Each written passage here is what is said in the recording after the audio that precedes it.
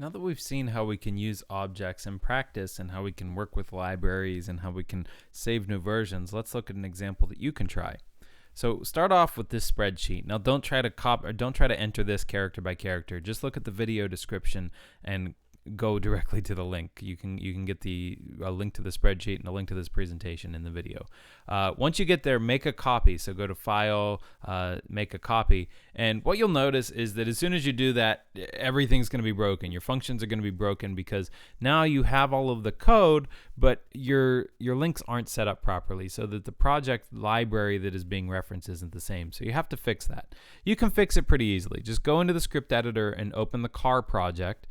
Save a new version by going to File, Manage Versions, and just save a version there. Get the project key from that file by going to File, Project Properties. Then go back to your spreadsheet, go into the script editor, and open the Object Introduction project. From there, you should be able to go to Resources, Libraries, and add your project key and get the latest version.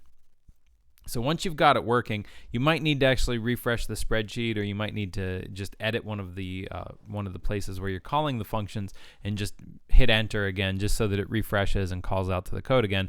But you should be okay at that point.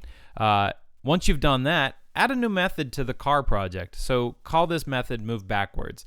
This should just do the opposite of what move forward does. So move forward, if we're facing up, we're going to increase X when we move forward. When we call move backwards, we should just decrease X when we move backwards if we're facing up. So really, if you think about it, there's not a whole lot of code. You can just copy that move forward method completely, change the name of it to move backwards, and then change what happens to X and Y at each one of your if statements.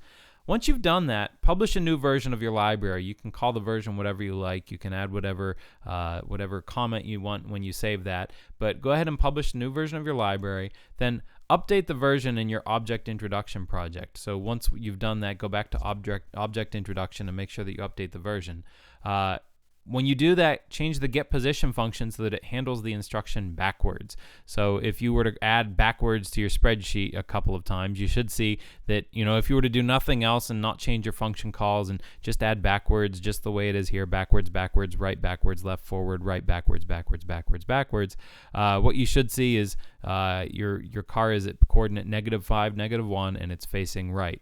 So shouldn't be too much extra code, but there might be a little bit of procedure involved in getting everything right. But hopefully you'll be able to take a look at the code that's there and understand how to work with these objects. We'll be doing more with objects and more with spreadsheets in the next few videos. But for now, thanks for watching.